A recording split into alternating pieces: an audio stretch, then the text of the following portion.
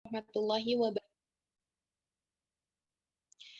Yang terhormat, Ibu Dr. Siskali Sulistiani, MAG, MESY, selaku founder ISFAL Institute dan IPDRE, serta dosen Fakultas Syariah Universitas Islam Bandung, serta beliau juga akan menjadi narasumber kedua pada Ahad Forum sore hari ini. Kemudian yang terhormat, Ibu Intan Nurrahmi, MESY, selaku co-founder ISFAL Institute dan IPDRE, serta dosen Fakultas Syariah Universitas Islam Bandung.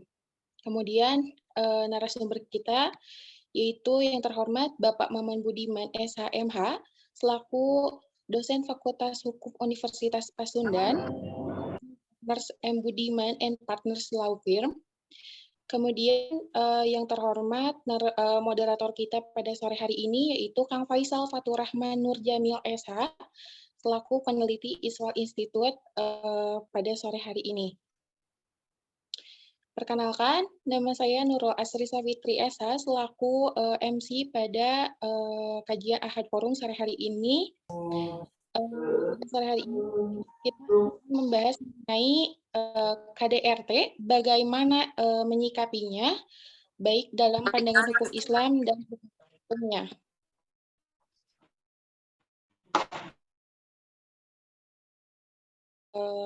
Sangat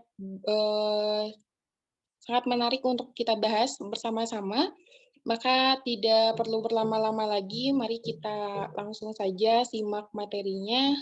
Saya serahkan kepada moderator, yaitu Kang Faisal Fatur Rahman. Silakan, Kang. Baik, terima kasih Teh Nurul dari MC atas waktunya.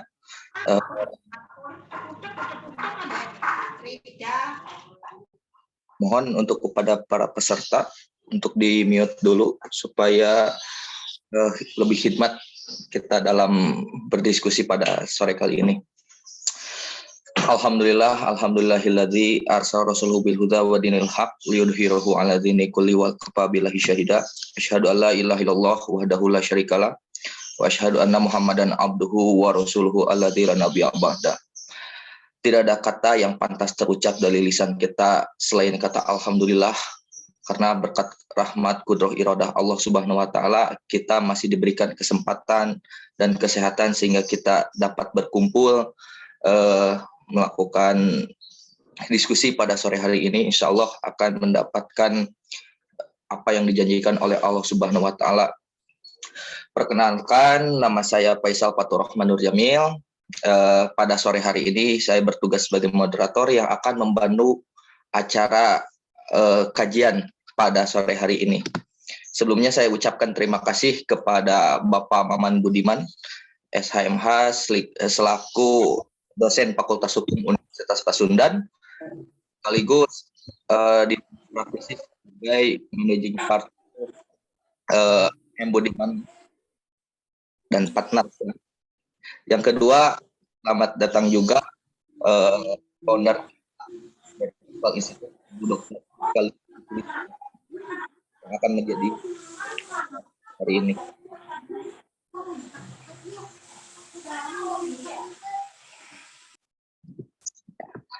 Terima kasih ya, Bapak, Ibu hadirin yang saya hormati. Sebagaimana tadi telah dikemukakan oleh MC sebelumnya, pada sore hari ini kita akan membahas mengenai KDRT ditinjau dari hukum Islam dan upaya hukum yang berlaku di Indonesia.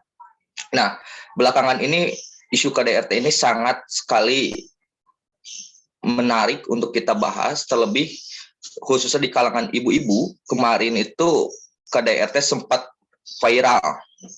Karena apa? Salah satu public figure, penyanyi dangdut ya, yang sangat hits, itu melakukan KDRT di KDRT oleh suaminya. Nah, banyak kasus lagi selain kasus si Lesti Kejora itu ya tentang KDRT ini, tentunya sangat sekali untuk kita bahas, mengingat isu ini tidak hanya terjadi ke belakang, mungkin di kemudian hari juga bakal banyak gitu kejadian-kejadian seperti ini. Maka pada kesempatan kali ini bab KDRT ini kita akan bahas oleh narasumber kita. Yang pertama akan dibahas oleh Bapak Maman Budiman SHMH. Sebelum saya berikan waktunya, sebelumnya saya akan membacakan dulu CV dari Bapak Maman Budiman. Yang pertama, nama lengkap beliau adalah Pak Maman Budiman SHMH. Beliau berkarir sebagai akademisi di dosen Fakultas Hukum Universitas Pasundan. Jabatan beliau di jabatan fungsional di dosen sebagai lektor. Kemudian riwayat pendidikan dari Pak Maman Budiman ini yang pertama S1 di Universitas Pasundan. Lulus 2001, jurusan Hukum Pidana. Kemudian S2 di Universitas Islam Bandung, di Unisba. Lulus tahun 2010 dan sekarang Pak Maman juga sedang menempuh program doktor ilmu hukum di Universitas Katolik Parahyangan Bandung. Nah, selain CV yang telah dibacakan tadi, pengalaman penelitian beliau juga sebagai di akademisi, beliau sangat produktif lah. Terlihat dari beberapa pengalaman penelitian gitu di luar skripsi tesis maupun disertasi. Di 2021 beliau pernah melakukan penelitian dengan judul rekonstruksi sistem peradilan pidana yang menangani kejahatan korupsi yang dilakukan oleh korporasi. Jadi spesialis sebetulnya konsen Pak Maman ini di pidana khusus ya Pak, di pidana khusus di tindak pidana korupsi. Selain itu juga pengabdian kepada masyarakat, Pak Maman juga pernah di 2017 ya berkaitan dengan tema kali ini, beliau juga memberikan pengabdian kepada masyarakat dengan judul ketahanan keluarga melalui kegiatan pendidikan hukum tentang PKDRT di wilayah Kelurahan Neglasari Kota Bandung pada tahun 2017. Nah, itu ya. Kemudian jurnalnya juga banyak sekali yang telah ditulis. Selain itu juga Pak Maman menjadi dosen tamu di Universitas Terbuka dan Fakultas Ekonomi Bisnis Universitas Pasundan. Nah, itu singkat mengenai kurikulum PT tentang dari Pak Maman Budiman. Dan yang kedua, pembicara kita, narasumber kita yang kedua yaitu Ibu Dr. Siska Lis Sulistiani, MAG MSSY. Beliau sama berprofesi sebagai akademisi dosen di Universitas Islam Bandung. Riwayat pendidikan beliau S1 di Unisba, lulus tahun 2011, S2 di UIN Sunan Gunung Jati. Beliau mengambil hukum Islam 2013, lalu di S2 beliau itu 2 kali. Sama di UIN juga mengambil bidang ilmu ekonomi Islam, lulus tahun 2014, dan S3 di Unisba bidang ilmu di ilmu hukum, lulus tahun 2020. Sebagai akademisi, Bu Siska juga sangat-sangat produktif dalam melakukan tulisan atau penelitiannya. Terlihat beberapa hampir 24 penelitian yang telah dilakukan oleh Bu Siska. Selain dari jurnal penelitian, Bu Siska juga melakukan penulisan buku ya. Sekitar 11 buku yang telah ditulis oleh Ibu Siska. Ini tentunya suatu prestasi kepada beliau yang patut kita contoh, produktivitas dalam menulis. Baik Bapak Ibu yang saya hormati, setelah saya membacakan kurikulum PT kedua narasumber, untuk mempersingkat waktu, hadirin semua nanti akan dibagi kepada 3 sesi. Yang pertama, narasumber memaparkan materinya ya, baik kepada Pak Maman maupun kepada Ibu Siska. Saya persilakan memaparkan ya 30 menit lah. Selama pembicara menyampaikan materinya, peserta mohon maaf supaya lebih khidmat dan lebih terukur, tidak diperbolehkan untuk melakukan interupsi. Setelah narasumber menyampaikan materinya, nah ini untuk peserta nanti ada waktu khusus apabila ingin melakukan interupsi atau bertanya, melakukan diskusi, nanti ada sesi khusus di sesi kedua, yaitu diskusinya. Dan yang keempat, yang ketiga sesi pamungkas tanggapan dari penyelaras. Selanjutnya, supaya mempersingkat waktu, kami persilahkan kepada Pak Maman Budiman untuk menyampaikan materinya. Kepada Bapak Maman, waktu dan tempat saya persilahkan. Baik, terima kasih Kang Faisal. Suara saya jelas, Kang Faisal? Jelas, Pak. Ya. Alhamdulillahilladzi arsala rasulahu bil huda wa dinil haq liyudhhirahu ala dinihi wa kafa billahi syahida. Asyhadu an la ilaha illallah wa asyhadu anna Muhammadar Rasulullah. Rabbi shrah li sadri wa yassir li amri wahlul 'uqdatam min lisani yafqahu qawli amma ba'du. Puji dan syukur kita panjatkan kehadirat Ilahi Robbi yang pada kesempatan hari ini di sore yang cerah ini kita bisa berkumpul bersilaturahmi dalam rangka mencari ilmu ya, mengenai topik yang sangat hangat. Ya. Salawat serta salam kita haturkan kepada Nabi besar Muhammad SAW, pada para sahabatnya, pada para pengikutnya hingga akhir zaman. Yang saya hormati Ibu Dr. Siska, salam kenal Bu. Ternyata kita tetanggaan ya. Alhamdulillah saya diundang oleh Kang Faisal untuk sedikit transfer knowledge ya pada akang-akang teteh-teteh khusus mengenai persoalan kekerasan dalam rumah tangga. Tadi sudah diperkenalkan singkat oleh Kang Faisal mengenai aktivitas saya. Alhamdulillah di tengah-tengah kesibukan sebagai akademisi, sebagai praktisi, saya bisa juga transfer knowledge di minggu yang cerah ini. Karena memang dosen itu selain mengajar ya harus melakukan penelitian dan pengabdian kepada masyarakat. Oleh karena itu saya senang pada sore ini diundang. Sebetulnya bukan kajian khusus gitu ya atau kompetensi. Saya mengajar di Fakultas Hukum Unpas itu hukum acara pidana. Hukum pidana khusus, kemudian kejahatan korporasi, kejahatan money laundering, dan litigasi. Jadi background saya di praktisi sebetulnya. Tapi bahan kajiannya itu pasti ada kaitannya dengan tindak pidana. Baik tindak pidana umum maupun tindak pidana khusus.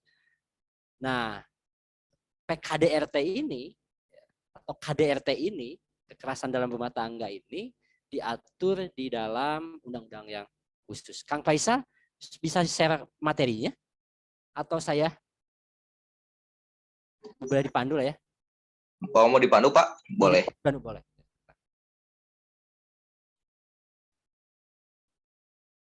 Nah, saya sudah sedikit membuat slide sebagai guidance bagi kita nanti bahan untuk didiskusikan. Ya. Topiknya tentang kekerasan dalam rumah tangga. Nah, undang-undang ini ada tahun 2004, ya. Undang-undang nomor 23. Nah, dilandasi oleh apa? Pemerintah bersama DPR membuat undang-undang ini dilandasi karena saking banyaknya kasus-kasus kekerasan dalam rumah tangga. Sampai saat ini. Pertanyaannya sebelumnya tentu ada. Nah, hukum pidana yang berlaku di kita masih KUHP, Kitab Undang-Undang Hukum Pidana. Dan itu buatan Belanda. Terdiri dari 3 bab atau 3 buku. Buku 1 tentang ketentuan umum, buku 2 tentang kejahatan, buku 3 tentang pelanggaran.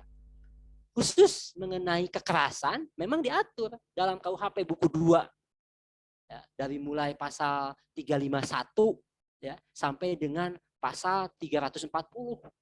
351 itu penganiayaan. Ya, sampai pembunuhan berencana. Jadi kasus-kasus kekerasan dalam rumah tangga sebelum ada Undang-Undang 2004 itu ya, diatur gitu, atau terapkan KUH pidana. Nah, dapat dibayangkan KUH pidana kita itu kan produk Belanda, dibuat tahun 1814, dan itu juga bahasa dari Prancis. Nah, itu sudah out of box ya. Nah, sehingga pemerintah membuat undang-undang ini. Saking banyaknya kekerasan, kasus-kasus kekerasan dalam rumah tangga. Nah, itu yang melatar belakanginya. Di Undang-Undang 23 2004 ini dibahas tuntas soal mengenai perbuatan materialnya ya, dan perbuatan formilnya atau hukum materialnya dan hukum formilnya, substansi hukumnya dan hukum acara yang harus dilakukan ketika ada kasus kekerasan dalam rumah tangga. Next, Kang Faisal. Nah, lanjut Kang Faisal, next. Slide selanjutnya. Nah, kalau melihat definisi gitu ya, pasti selalu dalam undang-undang itu ada pengertian, ada definisi ya. Apa itu kekerasan dalam rumah tangga? KDRT adalah setiap perbuatan atau setiap tindakan ya, terhadap ya, seseorang di lingkungan keluarga. Nah, ini kata kuncinya ya. Terhadap seseorang di lingkungan keluarga. Nah, keluarga itu siapa saja? Ya. Korbannya itu di lingkungan keluarga, baik itu suami, istri, anak, ART, ya. Kemudian yang tinggal bersama suami istri bisa saja kan orang tua, adik, paman, gitu ya, kakek, nenek, dan lain sebagainya. Pokoknya yang ada dalam lingkungan keluarga. Nah, ini yang menariknya, ada juga ART yang notabene itu tidak ada hubungan darah gitu ya, dengan keluarga. Tapi pemerintah ketika membuat undang-undang ini ya, melek karena karena banyak kasus-kasus kekerasan di rumah tangga itu menimpa ART. Ya, sehingga masuk dalam kategori kekerasan dalam rumah tangga. Ya, yang berakibat tindakan itu, perbuatan itu menimbulkan kesengsaraan atau penderitaan, baik fisik, psikis, seksual, ya, atau penelantaran. Nah, termasuk melakukan ancaman, bahasa-bahasa verbal gitu ya, pemaksaan, ya, merampas kemerdekaan. Ya, tentu dilakukan dengan melawan hukum. Karena perbuatan, ucapan, sikap, tindakan ya, kalau merampas kemerdekaan itu termasuk perbuatan melawan hukum. Melawan hukum apa? Melawan hukum pidana. Ada juga melawan hukum perdata, kan gitu ya. Itu beda kasus lagi. Next, Kang Faisal. Nah, ya, bentuk atau perbuatan ya dalam kekerasan rumah tangga itu seperti apa sih? Yang pertama kekerasan fisik. Ya. Nah, kekerasan fisik itu tentunya ada semacam kontak ya badan gitu ya yang dilakukan oleh seseorang di lingkungan keluarga. Biasanya memang pelakunya itu yang punya kekuatan, ya, yang punya kekuatan yaitu apa? Suami atau laki-laki terhadap kaum perempuan atau terhadap anak. Makanya dalam undang-undang ini khusus gitu ya, di diktum pembukaannya itu melindungi kaum perempuan, tidak kaum laki-laki gitu ya. Karena semangatnya banyak kasus-kasus yang terjadi itu adalah yang menimpa perempuan. Ya, kekerasan fisik itu ya bisa ya dengan tangan, dengan kaki, dengan anggota tubuh atau dengan menggunakan senjata. Senjata berbahaya, senjata tajam, senjata tumpul dan lain sebagainya. Dan kelihatan korbannya itu apa? Kalau dilakukan visum et repertum gitu ya, kalau dicek gitu ya, itu ada luka. Karena syarat untuk ada kekerasan fisik itu kan itu ada luka gitu ya. Dan kita semua tahu pasti itu ya. Nah, ya kalau tidak ada luka, berarti kekerasan apa?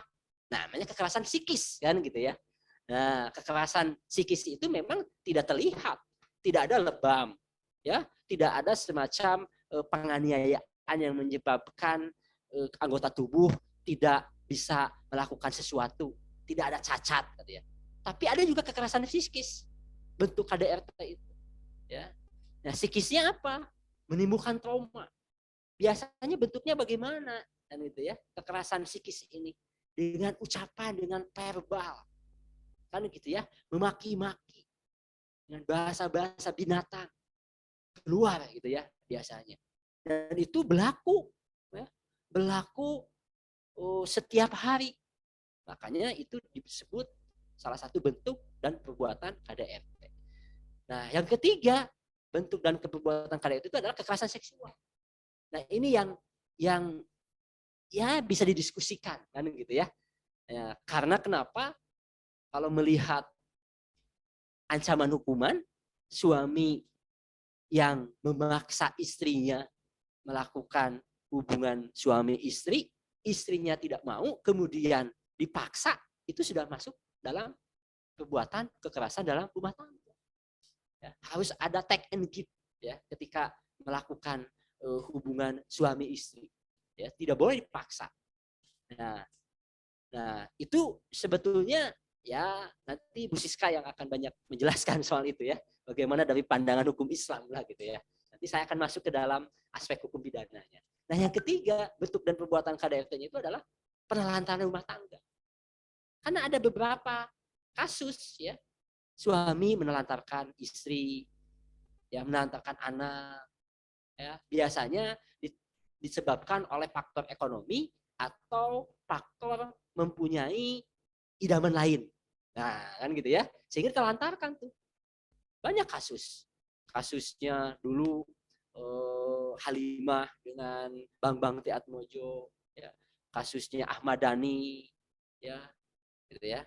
Nah, ini juga masuk ke penelantaran. Ada juga, ya, kemarin saya menguji salah satu mahasiswa di Fakultas Hukum Unpas, dia mengambil skripsinya tentang penelantaran orang tua oleh anaknya.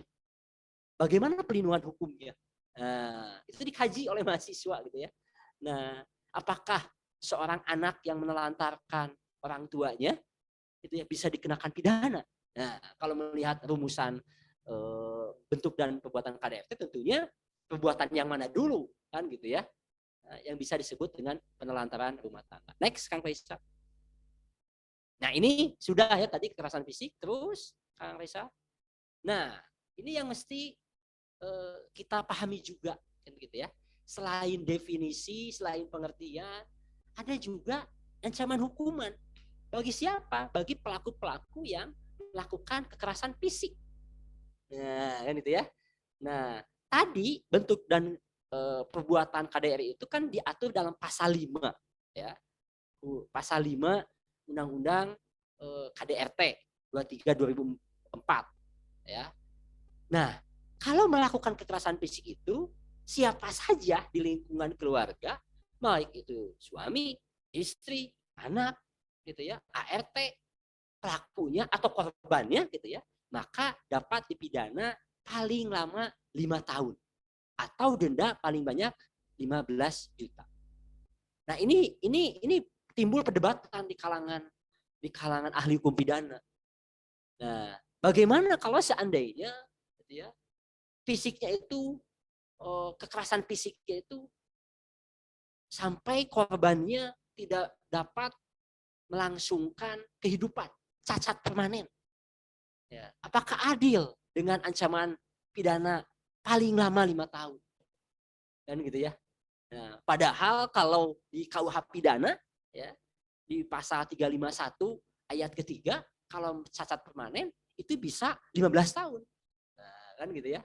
Ini timbul banyak perdebatan soal sanksi ini.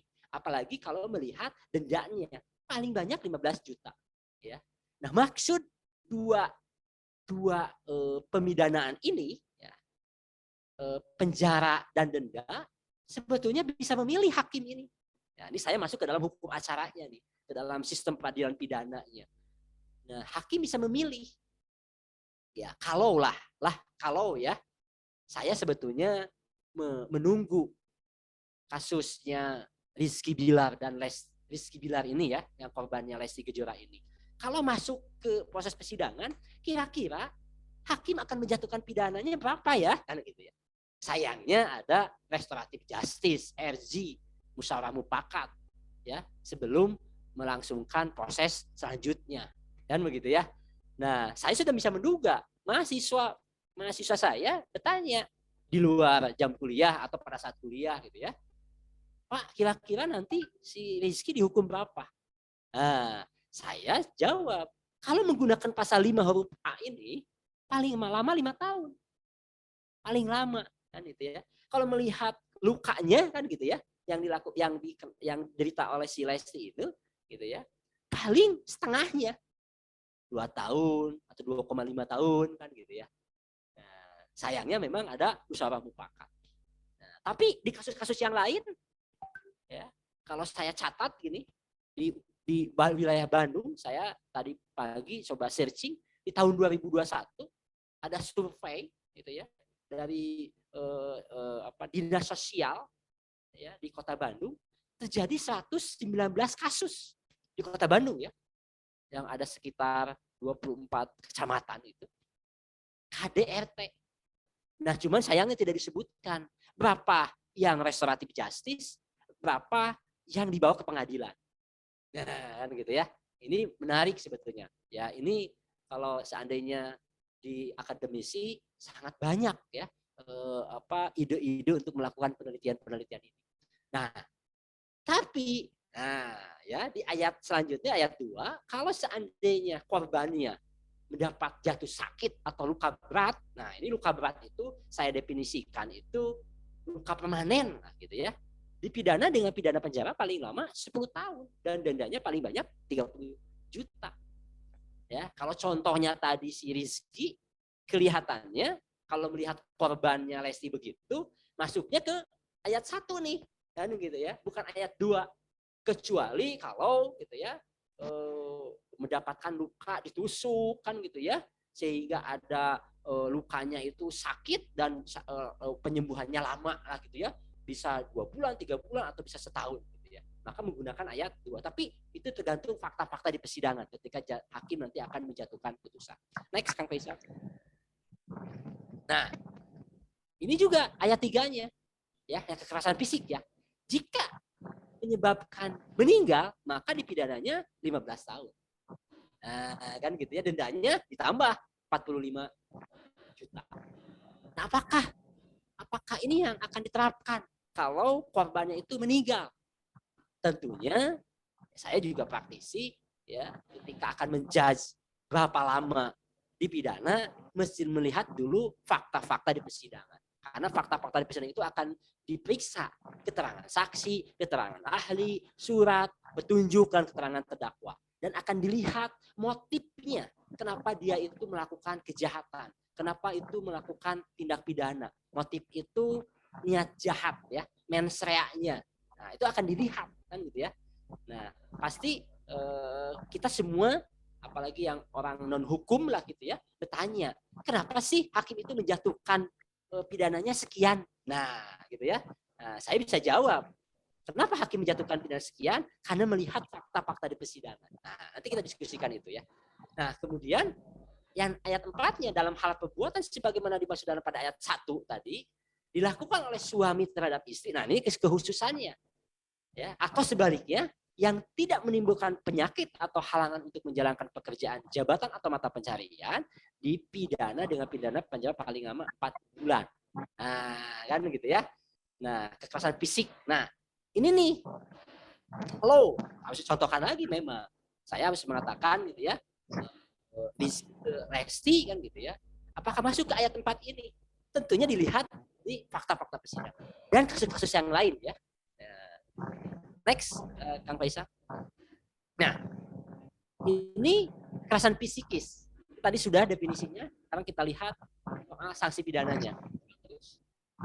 Nah, Khusus yang kekerasan psikis, ya, yang tadi ya, yang huruf B, yang pasal 5, ya, di slide sebelumnya, dipidana penjara paling lama 3 tahun. Denda paling banyak 9 juta. Nah, psikis itu apa tadi yang saya jelaskan? Ya, trauma. Nah, kalau di slide ini, ya, nanti ini boleh di-share Pak Faisal ya.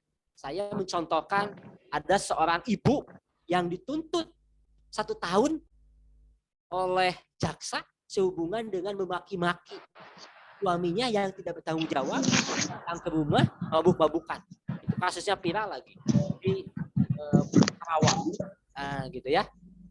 Sayangnya, gitu ya.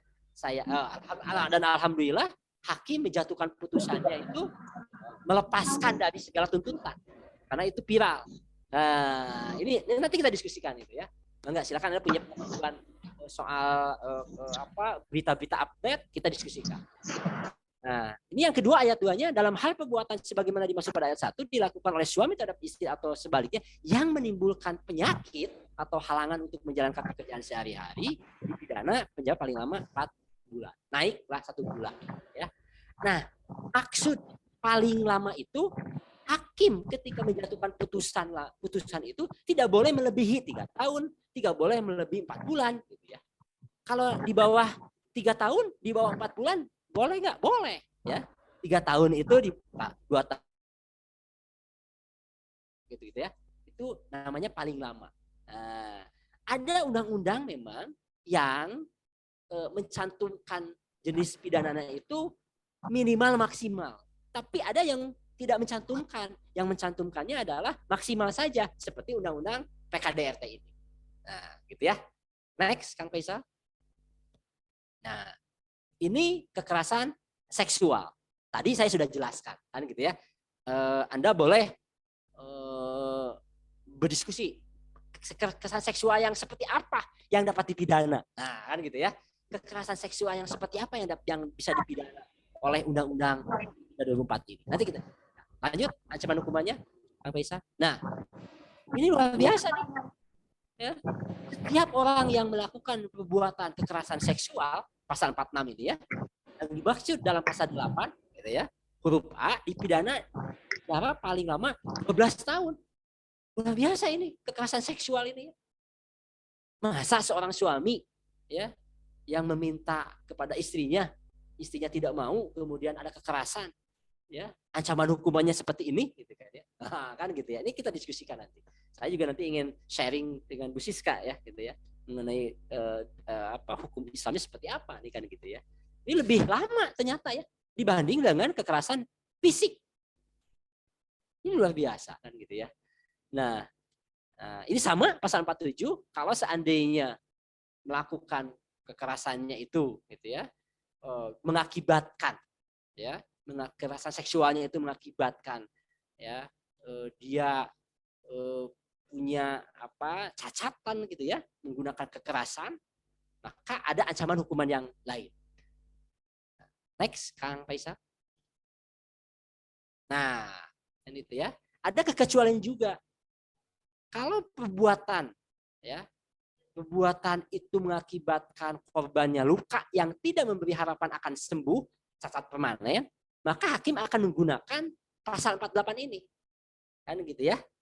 Nah, ini kaitannya dengan kekerasan seksual tentunya ya. Nah, biasanya orang yang diperkosa, dipaksa kan itu ya dalam lingkup keluarga tentunya. Ya, yang kan ada seorang ayah tiri yang memperkosa anak tirinya kan gitu ya, sehingga mengakibatkan jiwanya keganggu, daya pikirnya keganggu kan ya.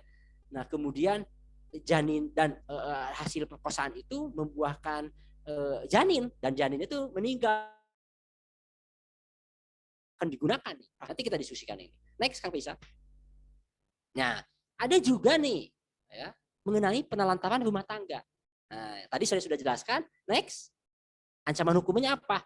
Nah, ancaman hukuman bagi siapa saja di lingkungan keluarga yang menelantarkan anggota keluarganya, siapapun itu, maka dipidana paling lama 3 tahun. Dan denda paling banyak 15 juta. kan gitu ya. Nah, jenis-jenis penelantarannya seperti apa? Nanti kita diskusikan. Next, Kang Faisal. Nah, ini contoh ya, contoh yang tadi saya jelaskan.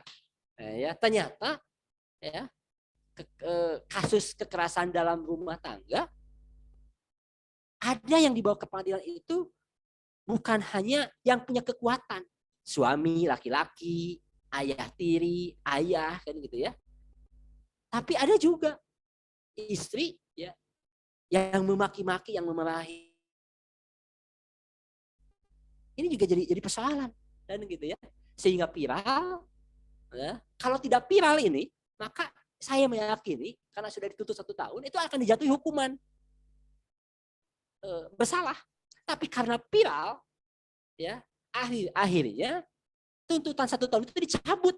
Nah, dalam kajian hukum acara pidana itu juga jadi persoalan. Kok bisa ya jaksa menuntut itu ya mencabut tuntutan? Kan dalam proses persidangan itu dimulai dari pembacaan dakwaan, kemudian kalau ada eksepsi oleh penasihat hukum, karena kalau ada eksepsi ada putusan sela, kemudian kalau putusan sela dikabulkan eksepsinya maka perkaranya berhenti, kalau eksepsinya ditolak maka ke proses pembuktian, keterangan saksi, keterangan ahli, surat petunjuk, keterangan terdakwa, baru masuk ke tuntutan. Nah, ini sudah disidangkan, pembuktian sudah, dituntut 1 tahun karena viral si ibu ini ya, sehingga setelah tuntutan ada pledoi, ada pembelaan. Nah, kemudian ya dijawab oleh jaksa dalam repliknya itu gitu ya mencabut tuntutan. Ini bisa dikaji dalam sistem peradilan pidana dan itu sebetulnya gitu ya. Putusannya apa? Sama dengan repliknya jaksa, sehingga si ibu ini alhamdulillah tidak dijatuhi pidana bersalah kan gitu ya. Tapi dapat dibayangkan oleh kita, dia sudah menjalani proses dari mulai proses penyelidikan, penyidikan, penuntutan sampai ke persidangan ya. Ya itu bisa memakan waktu sekitar 3 sampai 1 tahun ini. Apalagi kalau tidak ditahan. Karena kalau ditahan itu kan ada batas waktu penahanan. Ya, kan gitu ya. Nah, ini contoh-contoh. Nah, nanti kita diskusikan selebihnya ya. Saya yakin banyak yang harus didiskusikan mengenai kekerasan dalam rumah tangga. Itu saja Kang Faisal yang bisa saya sampaikan. Terima kasih. Wassalamualaikum warahmatullahi wabarakatuh.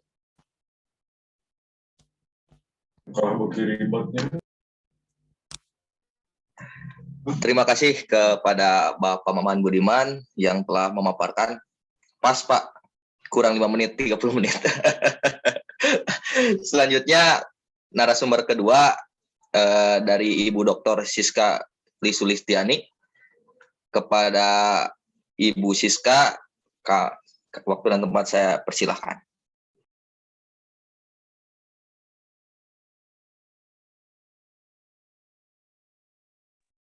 Baik, terima kasih Kang Faisal. Sebelumnya juga saya ucapkan terima kasih kepada Pak Maman Budiman yang sudah berkenan berbagi ya banyak ilmu dan informasi di Ahad Forum gitu ya Pak. Alhamdulillah, jadi bisa silaturahmi sekalian diskusi Pak. Oke, alhamdulillah tadi kita sudah mendapatkan pencerahan gitu ya dari Pak Maman berkaitan dengan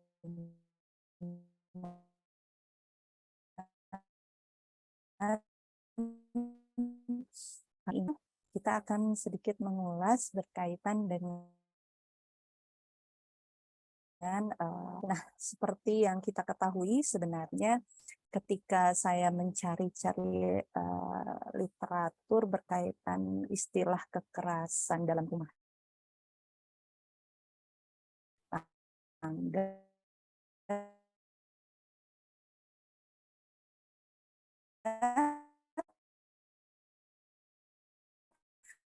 kita temukan. Nah, istilah tersebut kita mulai dari pengertian kekerasan di sini kalau kita mengacu pada Kamus Besar Bahasa Indonesia, ya para hadirin sekalian, kita mulai akan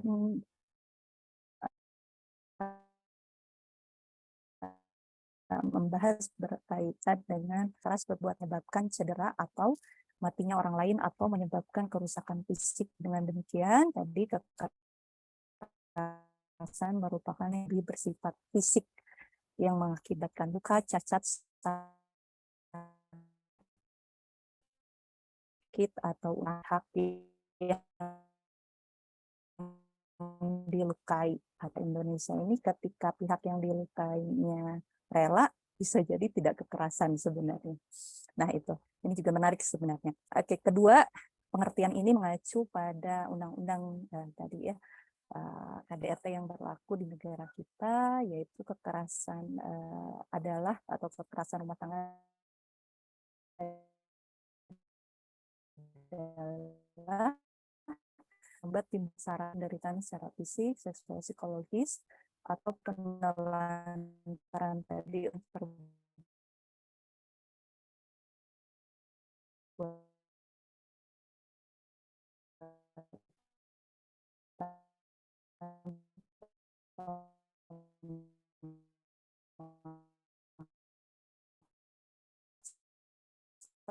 atau perampas. Selanjutnya, seperti kita ketahui karena kita akan berdiskusi lebih lanjut berkaitan hukum Islam, maka kita akan mulai dari kalau rumah tangga dalam konteks bahasa di dalam hukum Islam itu dikenal dengan istilah perkawinan ya.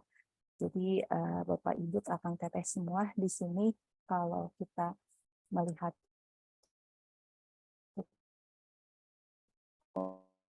nasional memang lebih mengenal dengan istilah pernikahan.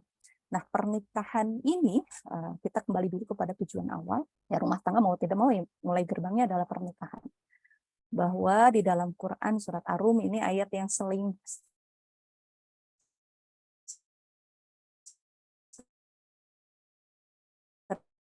kita dengar dan kita, itu pasti memunculkan ayat ini. A'udzubillahi minasyaitonirrajim. Wa min ayatihi an khalaqalakum min anfusikum azwajan litaskunu ilaiha wa ja'ala bainakum mawaddatan wa rahmah. Inna fi dzalika laayatin liqaumin yatafakkarun.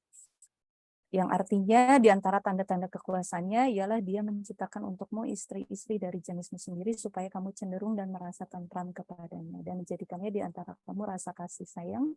Sesungguhnya yang pada demikian itu benar-benar terdapat tanda-tanda bagi kaum yang berpikir. Nah, ini sumber hukum Islam pertama itu Al-Quran, la raiba fi, tidak ada keraguan di dalamnya, menyebutkan berkaitan dengan tujuan perkawinan itu adalah menenteramkan atau menghadirkan ketentraman dan kebahagiaan dalam sebuah kehidupan, baik laki-laki maupun perempuan. Dan ini juga diadopsi di dalam Undang-Undang Perkawinan tahun 74. Berkaitan dengan pengertian perkawinan, yaitu untuk mencapai kebahagiaan. Nah, kebahagiaan ini yang memang harus ditimbulkan tidak dari satu pihak, tetapi dari kedua belah pihak. Dalam hal ini suami dan istri. Sehingga dijadikan oleh Allah di antara laki-laki dan perempuan, suami dan istri itu rasa kasih dan sayang. Sehingga kita ketahui rasa kasih dan sayang tidak mungkin hadir dengan adanya tindak tadi istilahnya kekerasan begitu dan lain sebagainya. Walaupun di awal yang kita ketahui bahwa istilah kekerasan ini menjadi konsensus di dalam beberapa peraturan perundang-undangan, di antaranya KDRT, sekarang mungkin yang sudah disahkan RUU TPKS begitu ya, atau bahkan yang ramai di akhir 2021 itu berkaitan Permendikbud dan awal di masa-masa pandemi ini menjadi suatu hal yang booming gitu ya. Jadi mau tidak mau memang menjadi bahasa hukum, walaupun di awalnya banyak yang memperdebatkan istilah kekerasan ataupun kejahatan. Nah, kita balik lagi ke sini. Ternyata di dalam Islam, kembali kita tujuan awal pernikahan ataupun berumah tangga ya, itu adalah tadi untuk mencapai kebahagiaan, ketentraman satu sama lain. Oleh karena itu, ketika berbicara tentang kekerasan dalam rumah tangga, pada dasarnya pasti kalau kembali pada tujuan awal itu sebenarnya sudah dinafikan, seharusnya tidak ada.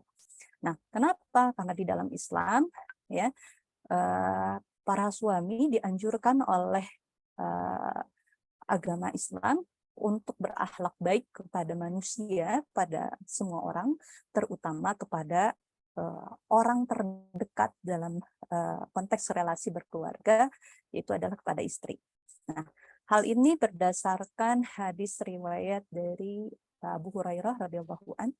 Qala Rasulullah sallallahu akmalul mu'min iman ahsanuhum khalqan wa khiyarukum linisa'ihim rawahu Tirmizi wa ghairihi.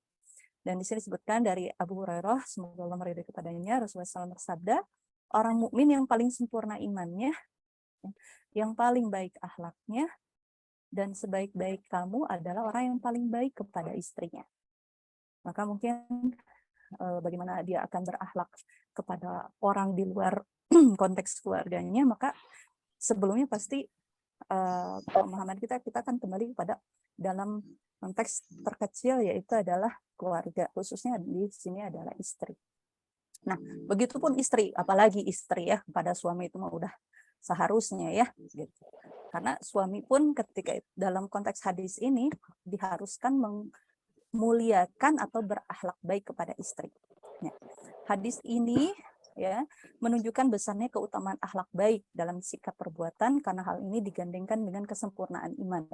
Ya, ini berarti akhlak yang baik merupakan konsekuensi iman yang benar. Nah, ini yang penting ya. Jadi ketika pemahaman keagamaan seseorang itu baik terhadap, khususnya adalah pemahaman keislaman yang baik, maka sudah seharusnya idealnya adalah berbanding lurus dengan akhlaknya terhadap pasangannya. Baik laki-laki maupun perempuan, baik suami maupun istri. Begitu. Nah, sebagaimana hadis ini juga menunjukkan bahwa sikap perbuatan baik ini lebih utama untuk ditujukan pada keluarga, orang-orang yang terdekat dengan kita, apalagi istri kita sendiri atau suami kita sendiri. Nah, selain itu, ya, di dalam Quran surat An-Nisa ayat 19 disebutkan wa ashiruhunna bil ma'ruf. Fa in karihtumuhunna fa asa an takrahu syai'a wa yaj'alallahu fihi khairan katsiran. Dan pergaulilah istrimu dengan akhlak yang baik. Nah, ini perlu digarisbawahi. Jadi wa ashiruhunna bil ma'ruf. Jadi pergaulilah istrimu dengan akhlak yang baik, ya. Kemudian jika kamu tidak menyukai mereka, ya, jadi bukan dipukul, ya, ataupun bukan dilakukan tindakan kezoliman apapun, ataupun istri juga sama sebaliknya. Ya, dalam konteks pembahasan ini kita tidak menyudutkan suami ataupun istri, sama, kedua-duanya harus ma'asyarah bil ma'ruf gitu ya. Maka bersabarlah karena boleh jadi kamu tidak menyukai sesuatu padahal Allah menjadikan padanya kebaikan yang banyak.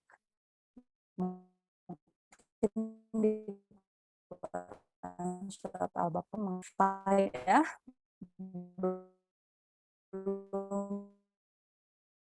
tentu kamu butuhkan gitu ya, yang kamu butuhkan gitu ya. Nah, itu di dalam Quran surat Al-Baqarah di dalam ayat yang lain. Nah, oke, kita masuk ke dalam berkaitan dengan kekerasan tadi ya.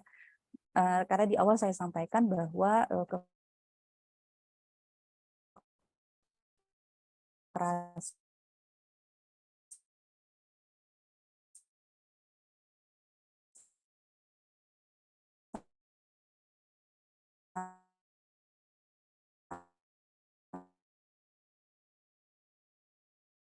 menemukan violence di dalam lingkungan keluarga itu adalah selalu diidentikan dengan nusyuz. Bahkan tidak sedikit orang-orang yang tidak memahami dengan Islam dengan baik menganggap bahwa Islam membenarkan tindakan kekerasan tadi.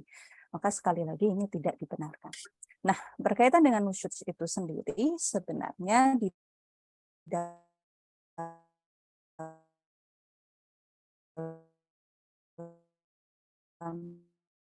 Islam, baca dulu deh ya firman Allah dalam Quran ayat 3. Syaitonir rajim, ar-rijalu qawwamuna 'alan nisa bima faddalallahu ba'dahum 'ala ba'd wa bima anfaqu min amwalihim. Fasolihatu qanitatun hafidatu lil ghaibi bima hafidallah wallati takhafuna nusyuzahunna fa'iduhunna wahjuruhunna fil madaji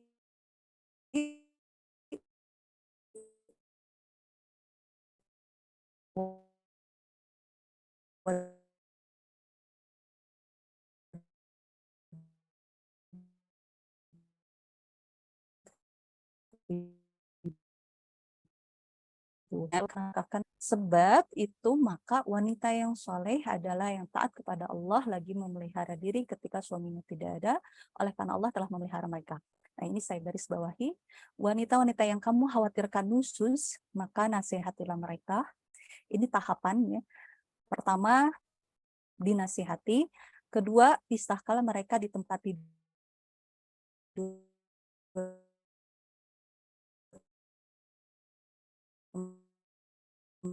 mereka atau pukulah mereka.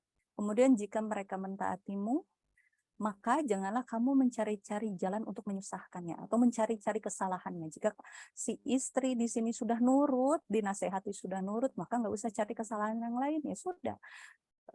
Islah gitu ya. Sesungguhnya Allah Maha Tinggi lagi Maha Besar. Nah, dalam hal ini ya berkaitan dengan hal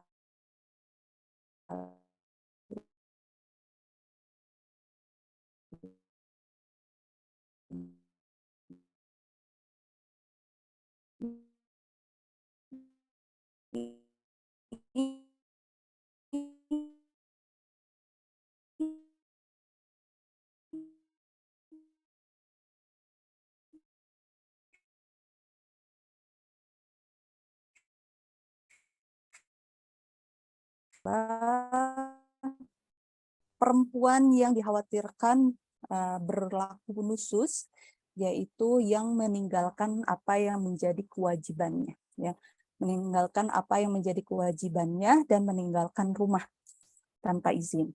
Nah, selain itu, ya, di dalam hadis berkaitan keterangan berkaitan dengan nusyuz tadi, maka sang suami diberikan memberikan treatment ya kepada sang istri, yaitu dengan cara memberikan nasihat tahapan pertama.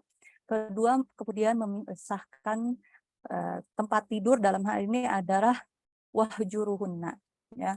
Nah, berkaitan hal tersebut juga disebutkan di dalam sebuah hadis yang berkaitan dengan memisahkan gitu ya, diantaranya dalam hadis sahih riwayat Abu Daud dan juga Ahmad. Saya bacakan hadisnya. Anna rajulan sa'ala Nabi SAW mahaqqul mar'a ala zauz qala ayu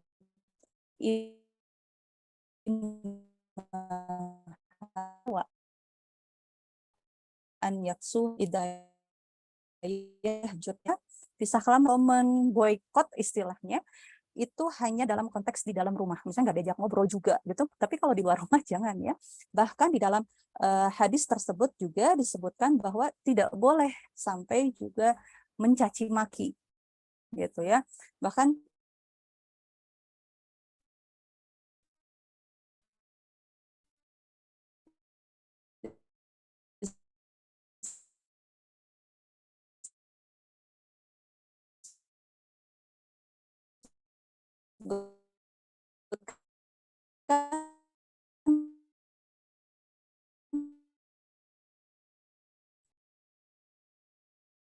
berkan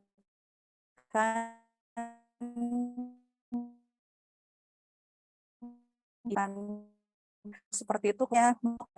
Jadi tahapannya yang pertama ada tadi nurut sudah gitu ya, nggak usah dicari-cari lagi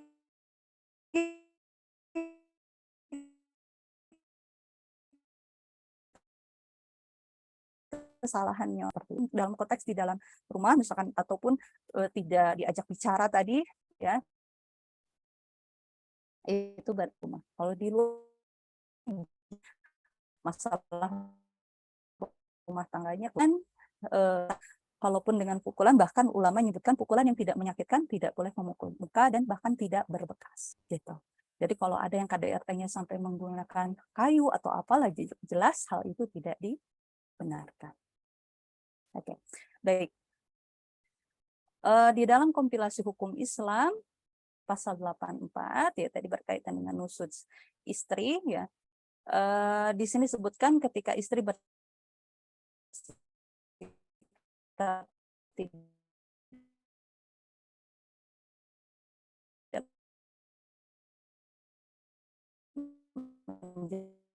menjalani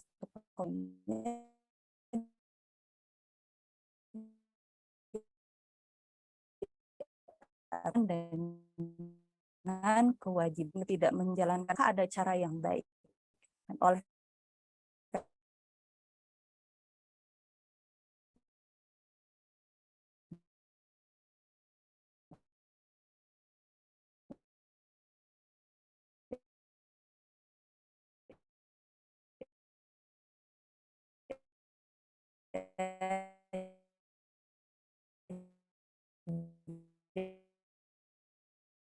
jadi tersehukumnya namanya memberikan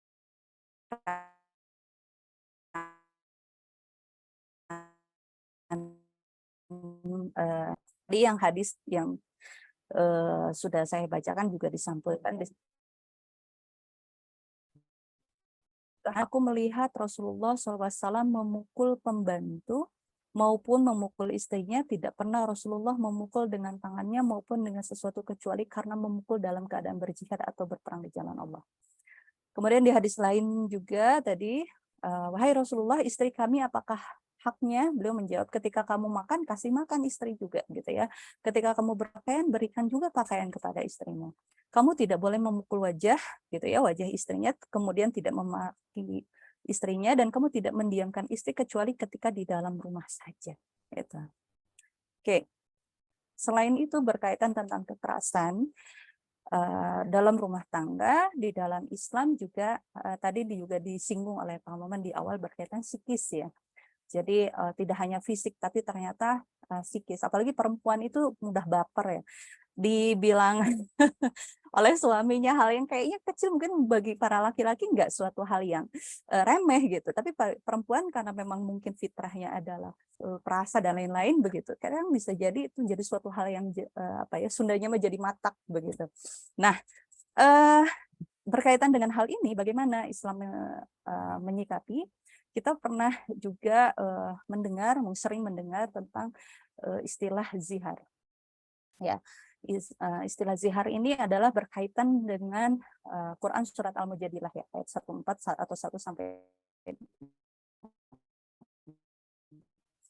di awal ya. Di situ kisah Haulah binti Sa'labah dengan suaminya yaitu Aus bin Samit. Ya, di mana Haulah ini mengadu pada Rasulullah tentang perangai sang suami gitu ya. Memang Aus bin Samit ini memiliki perangai yang kurang baik begitu sampai suatu saat Aus bin Samit ini menzihar istrinya. Jadi menzihar ini adalah seorang laki-laki yang mengharamkan istri baginnya dengan menyerupakan keharaman istri seperti ibu. Dia menyerupakan dengan istilah punggung istrinya seperti punggung ibunya. Nah, ini adalah kebiasaan di masa jahiliyah. Tapi nantinya tuh akibat hukumnya itu jadi talak tidak, ya dicerai tidak, tapi dipenuhi hak istrinya tidak seperti itu. Jadi ngegantung gitu ya di masa jahiliyah. Nah, oleh karena itu dengan turunnya Quran surat Al-Mujadilah itu memberikan putusan atau memberikan apa ya tadi ngegantung tadi itu supaya jadi tidak menggantung ya.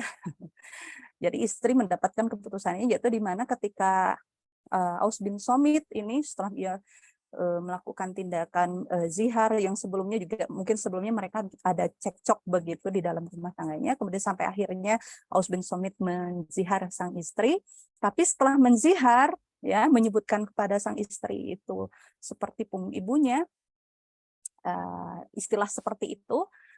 Dan itu istilah tersebut tuh jadi istilah yang biasa dikenal di Arab jahiliyah untuk tadi menggantung status sang istri.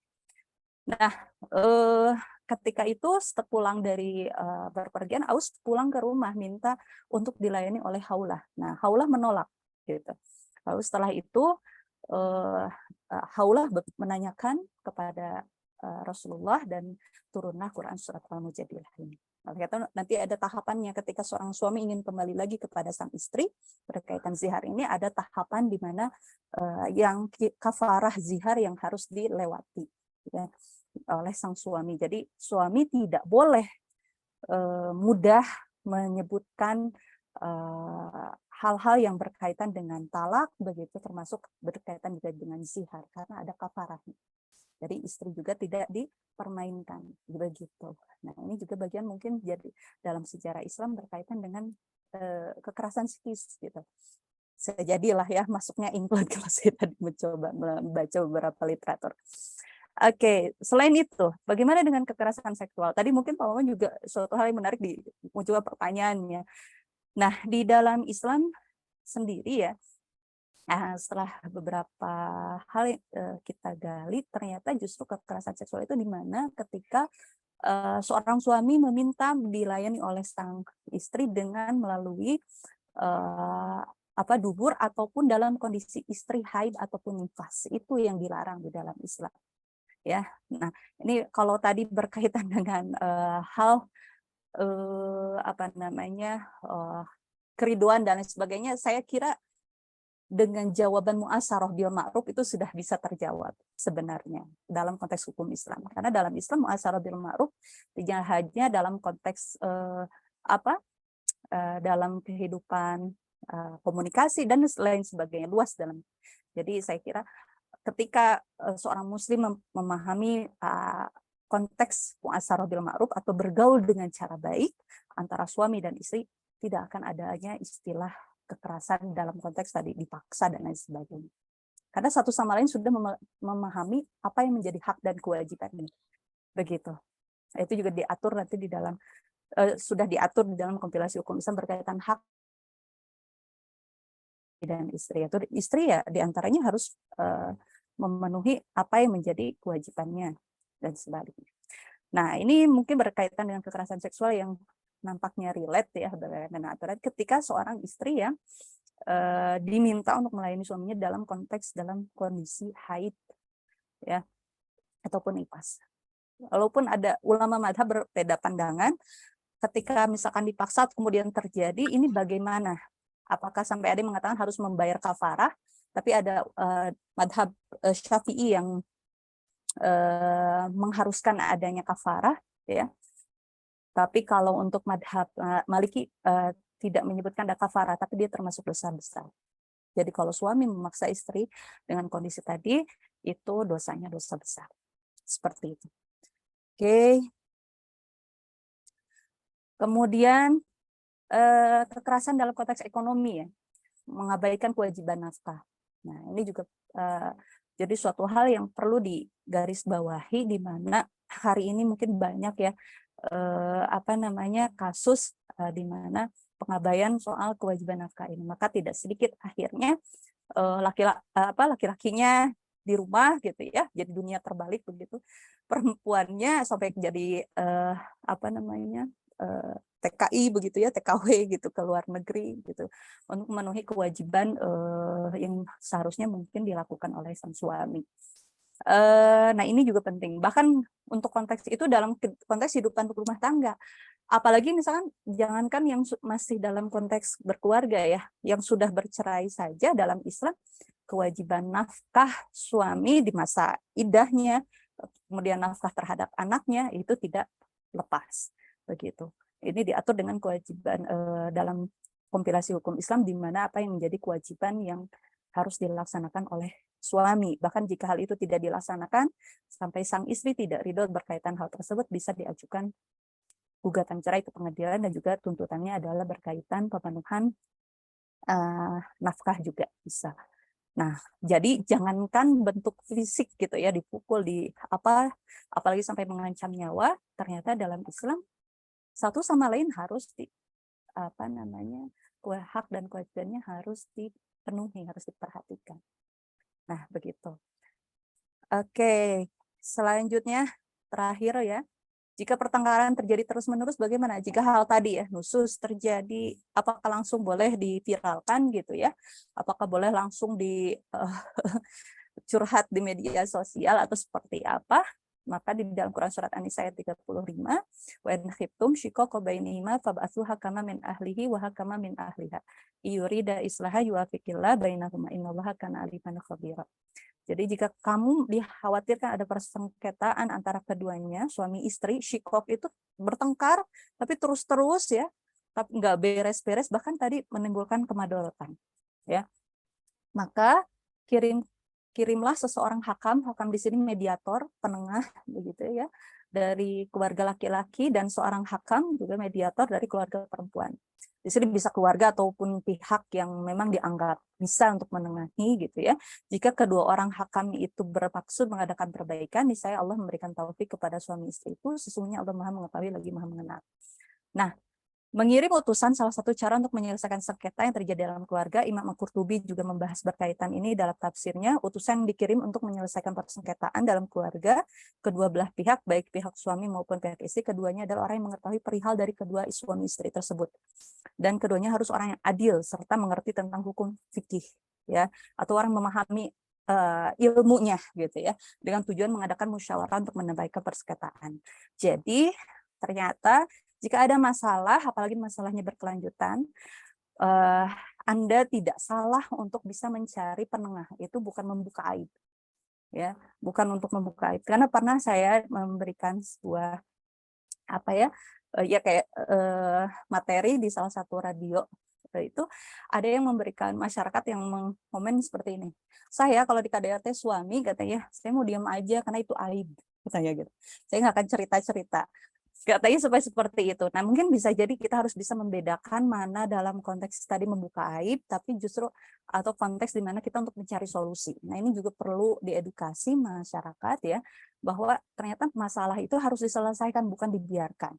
Apalagi tadi kekerasan dalam rumah tangga, kita lihat konteksnya, apakah sampai mengancam nyawa, kan justru harus di cut gitu ya permasalahan tersebut, bahkan dalam konteks ini harus diselesaikan ya. Nah, salah satu solusinya adalah menghadirkan hakam ataupun tadi kalau sudah masuk ke dalam tindak kejahatan sudah ada ranahnya, yaitu pihak yang berwajib di sini.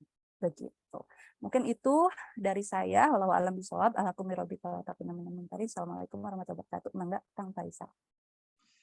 Baik, terima kasih atas paparannya Pak Maman Budiman maupun Ibu Dr. Siska Sulistiani yang begitu sangat menarik, sangat komprehensif. Dari Pak Maman tadi membahas KDRT dari seputar hukum pidana atau hukum nasional, kemudian Ibu Siska melengkapi dari sisi hukum Islamnya.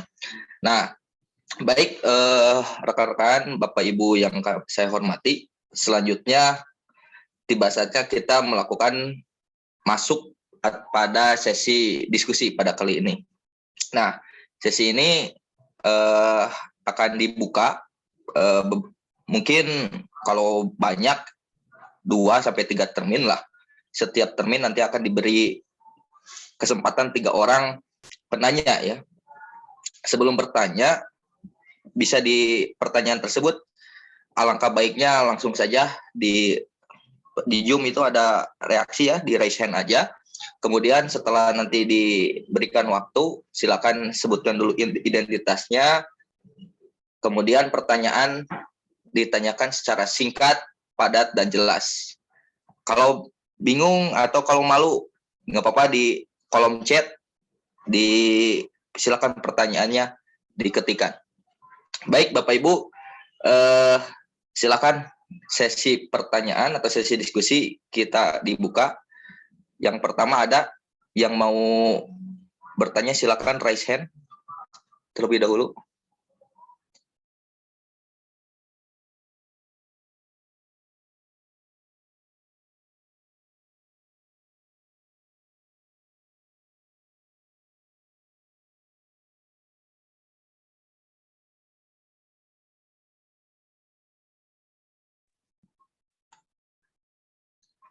Oh iya, sebagai informasi ya Bu ya, karena fasilitas Zoom sekarang itu hanya muat 100 orang.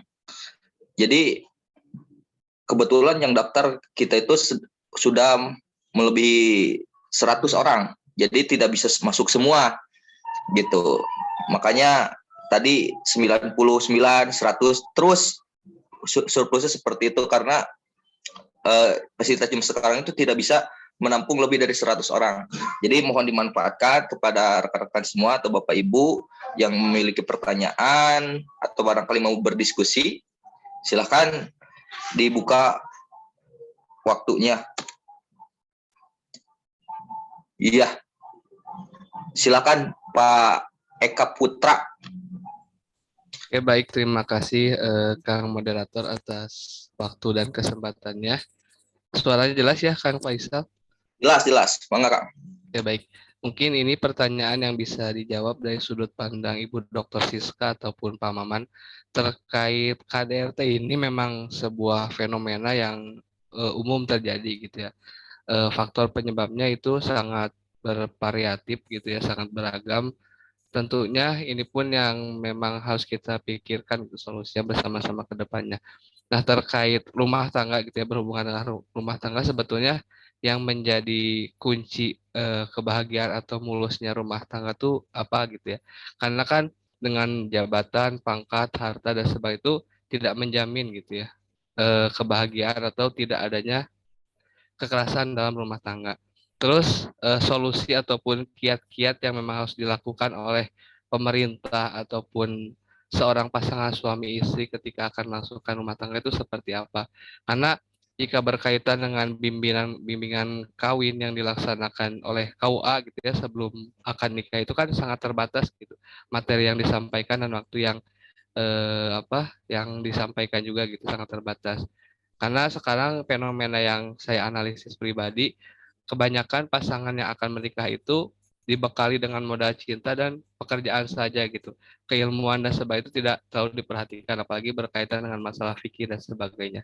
Itu saja mungkin Kang Faisal, terima kasih. Baik, terima kasih Pak Eko Putra yang telah bertanya. Supaya lebih interaktif, silahkan saja kepada Pak Maman atau Bu Siska. Yang pertama, Pak Maman mau memberikan tanggapan atas pertanyaan tersebut, silakan. Kayaknya Bu Siska dulu deh soal ini ya. Silakan Bu Siska kalau begitu.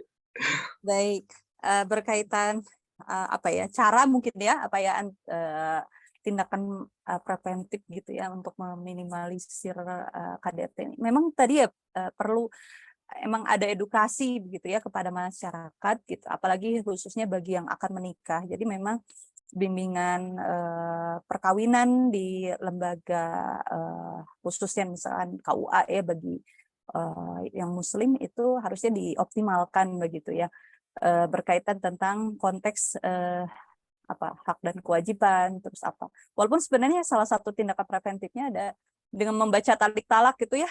Dia dalam sebelum akad nikah suka dibaca tuh ya. Itu teh ngingetin gitu ya bahwa mengabaikan 3 bulan dan lain sebagainya. Tapi kadang itu teh jadi kayak seremonial gitu.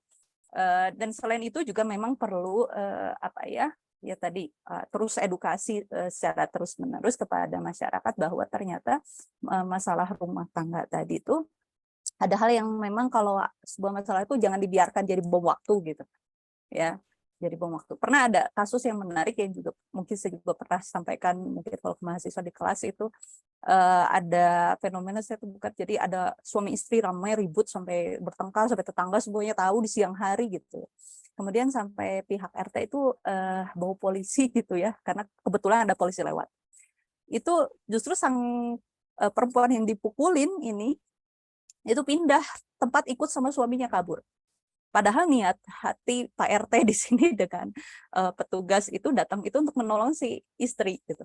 Nah, tapi ternyata di sini si istri pun dan ikut kabur dengan sang suami pergi gitu, mungkin karena takut atau apa. Nah, mungkin hal ini juga tidak disadari bahwa kadang korban ya baik laki-laki maupun perempuan tadi sebenarnya dalam konteks keadaan ini tidak hanya perempuan ya, bisa jadi anak kan sebenarnya ya, ataupun yang terlibat dalam konteks keluarga tadi, untuk mengetahui bahwa sebenarnya saya ini dalam kondisi korban gitu. Nah, itu tuh yang kesadaran tersebut nampaknya ya Pak Maman yang memang banyak tidak disadari bahwa sebenarnya saya tuh korban gitu. Dan saya tuh harusnya tidak seperti ini harus berubah. Nah, ini memang edukasi kepada masyarakat gitu ya, yang karena selama ini itu dianggapnya ini masalah keluarga, ini aib, ya udah biarin ditelan sendiri gitu. Sedangkan kalau perempuan itu nanti kalau punya masalah akhirnya jatuhnya adalah anak jadi korban. Ya. Nah, ini menjadi hal yang perlu juga diperhatikan oleh semua pihak ya, termasuk kita semua. Mungkin di sini kalau dosen kita pengabdian masyarakatnya gitu ya, memberikan edukasi pada masyarakat berkaitan tadi di mana kita tuh sadar ketika memang menjadi korban. Nah, ini harus apa? Ataupun misalkan ini masalah tidak, ini harus diselesaikan tuh harus bagaimana. Mungkin itu ya dari saya Walan. Mangga, silakan. Maman barangkali mau menambahkan, silakan. Baik, Kang Eka ini dari mana Kang Faisal ya? Tidak terlihat videonya. Kang Eka dari mana Kang Eka? Oh iya lupa tadi dari Unisba Pak, saya juga mahasiswanya Ibu Dr. Siska. Oh, Fakultas. Fakultas Syariah jurusan Hukum Keluarga Islam. Oh, Fakultas Syariah ya. Jadi Bu Siska, kalau saya kebetulan aktif juga di universitas ya. Saya selain mengajar, mengurus tata kelola akreditasi universitas, fakultas, dan sering pasti setiap hari lewat ke Unisba gitu ya. Luar biasa perkembangan Unisba ya. Karena saya juga home base selain di Lengkong, di Fakultas Hukum di Taman Sari. Melihat bagaimana situasi muda-mudi mahasiswa dan mahasiswi gitu ya. Nah, ini kaitannya dengan pertanyaannya, kunci sakinah mawadah warohmah itu apa sih kan gitu ya. Kalau saya punya pandangan karena saya sebagai suami, sebagai ayah kan gitu ya, dan kebetulan alhamdulillah saya dikaruniai anak sejodoh, berarti dari keluarga dulu nih kan gitu ya. Kalau seandainya kita orang tua ya sudah bisa menanamkan nilai-nilai yang baik, ya, artinya ilmu akhirat sama ilmu dunianya sudah kita terapkan kepada anak-anak kita untuk sebagai bekal nanti dia dewasa mencari sekolah, mencari pekerjaan, kemudian menikah. Dia tentu punya hak dan kewajiban. Dia paham soal hak dan kewajiban. Kalau anak laki-laki, contoh kan gitu ya, saya sudah menanamkan setelah dia balik, setelah dia mimpi lah gitu ya, Bu Siska gitu ya, Kang Faisal gitu ya, sudah mimpi, saya bilang wajib hukumnya untuk sholat itu berjamaah di masjid, kan gitu ya, mau suka mau duka gitu, mau hujan mau panas, pokoknya wajib hukumnya sholat berjamaah di masjid, kan gitu ya, yang laki-laki, kan gitu ya. Kemudian diajarkan juga soal mempersiapkan kehidupan di akhirat gitu ya, harus beriman gitu ya. Kemudian tidak lupa juga mempersiapkan untuk kehidupan duniawinya kan gitu ya, sekolah formalnya, kemudian IQ, SQ gitu ya, EQ gitu ya, dipersiapkan. Supaya apa? Supaya tadi kan ingin sakinah mawadah warahmah kan gitu ya. Saya juga punya pengalaman karena saya dilahirkan di perkampungan, tapi alhamdulillah di depan rumah itu di masjid gitu ya. Ya mau tidak mau nilai-nilai agama itu ada kan gitu ya. Orang tua saya dulu walaupun anaknya 12 Bu Siska gitu, Kang Faisal ya, tapi karena dekat masjid ya mau tidak mau minimal gitu ya. Ari jadi imamah tuh walaupun kadang-kadang panjang pondokna selepat ya berani lah gitu ya, kan gitu ya, ngaji kan gitu ya, nilai-nilai agamanya ada gitu ya. Dan ketika sudah menikah itu akan kebawa kan gitu ya. Nah sekarang itu tidak terlihat kan gitu ya, kalau saya melihatnya kan gitu ya, orang tua itu sibuk dengan aspek duniawinya. Padahal kunci pendidikan itu ada di keluarga kan gitu ya. Dan alhamdulillah saya diberikan oleh Allah istri yang background juga nilai agamanya bagus, sehingga nilai-nilai agamanya bisa oleh istri kan gitu ya. Nah saya dari aspek duniawinya kan gitu ya, untuk mempersiapkan kalau laki-laki itu harus multi talenta kan gitu ya, tapi tidak meninggalkan nilai-nilai agama kan gitu ya. Artinya multi talenta itu harus bisa bela diri, harus bisa olahraga, harus bisa ngaji kan gitu ya, tahu Al-Quran dan hadis walaupun tidak semua kan gitu ya. Nah itu yang harus ditanamkan. Nah termasuk ke anak perempuan ya. Anak perempuan kalau sekarang itu SD kelas 3, kelas 4 sudah datang bulan Bu Siska ya, gitu ya. Anak saya juga luar biasa karena pergaulan gitu ya, karena kondisi, karena makanan, karena situasi gitu ya.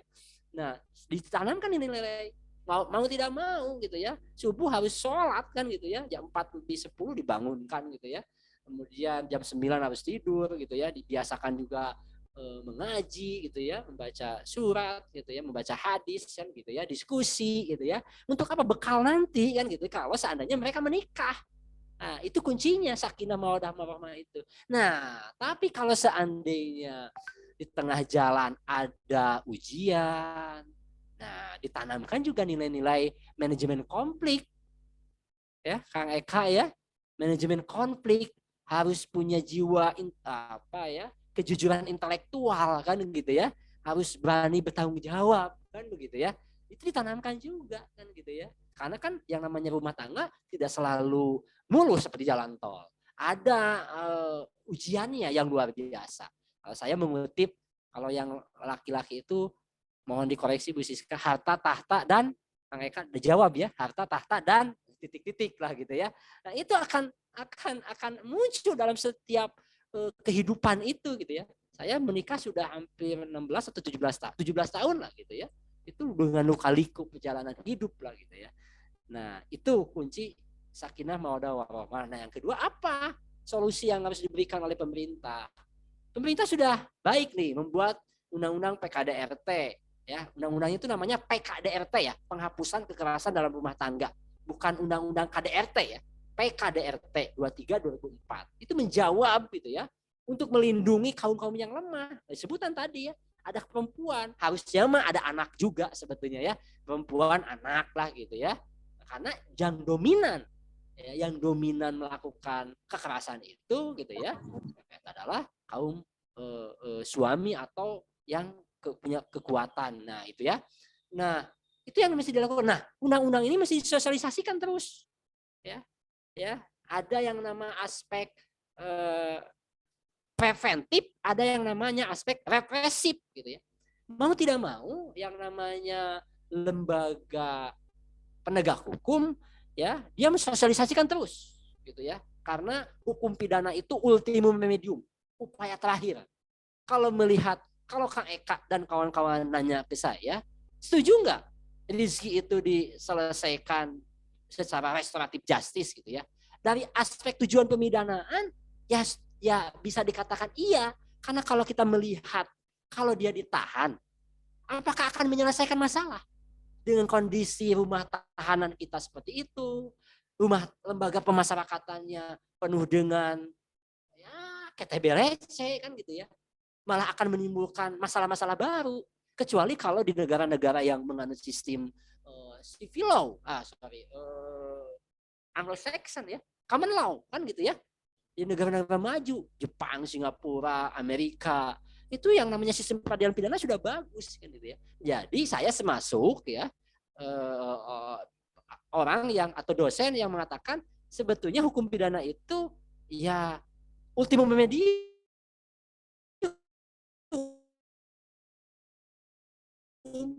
Kalau bisa diumumkan kebijakan kan gitu ya.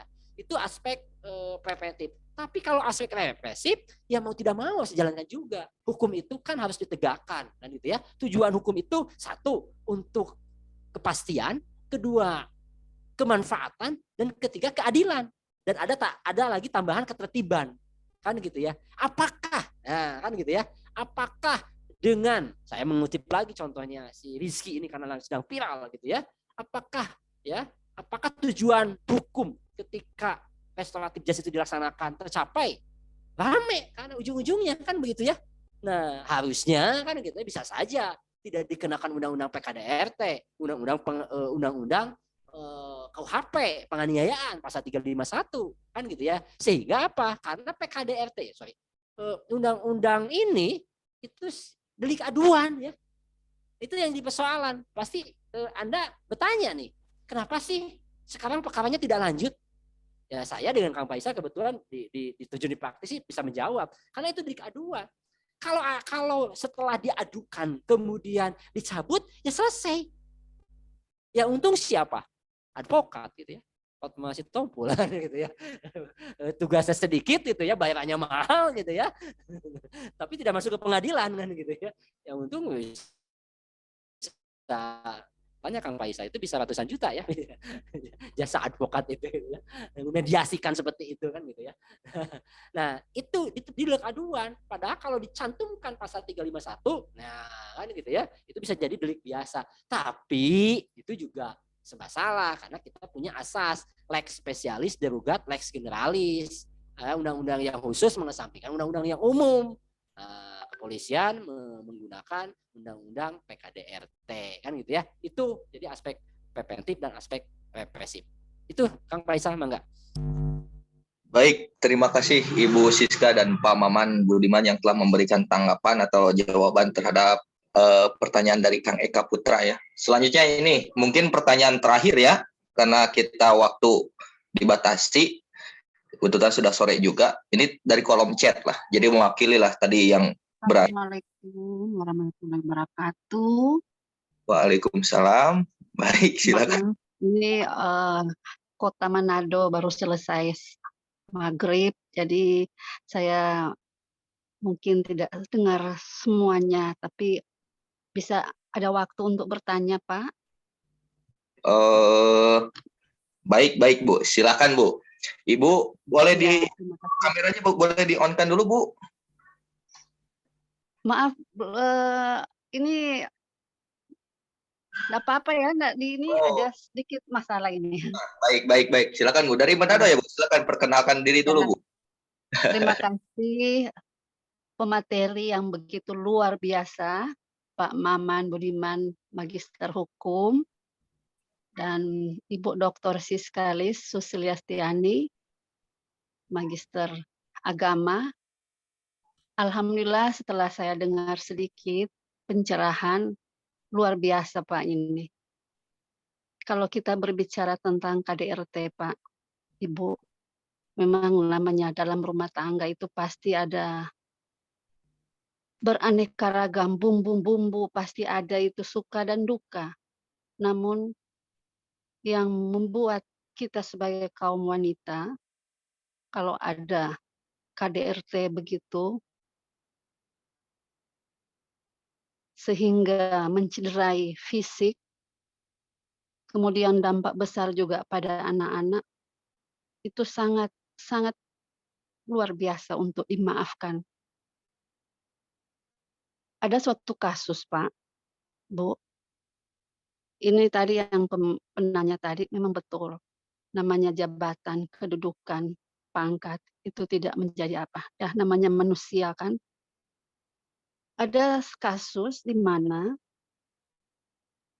seorang pejabat, dia mungkin membawa wanita idaman lain, kemudian istrinya kurang percaya kalau dengar dari orang, tapi begitu Allah menunjukkan bukti bahwa nih, suami kamu ternyata betul lagi berduaan wanita idaman lain di mobil.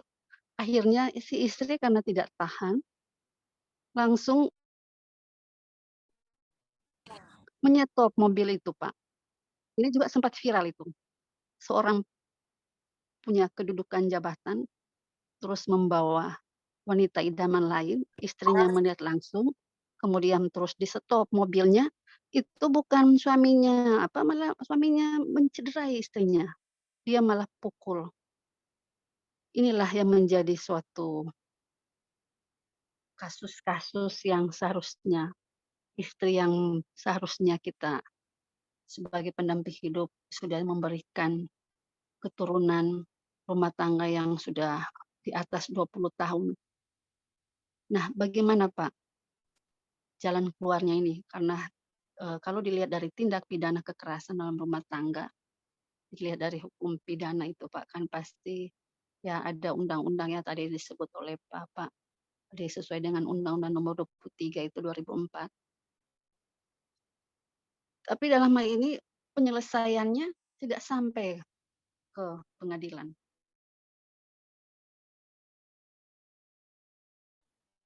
Tapi istrinya sudah cederai, dampak fisiknya sudah tidak seperti dulu lagi bebas dengan tetangga begitu. Ada semacam malu begitu, Pak.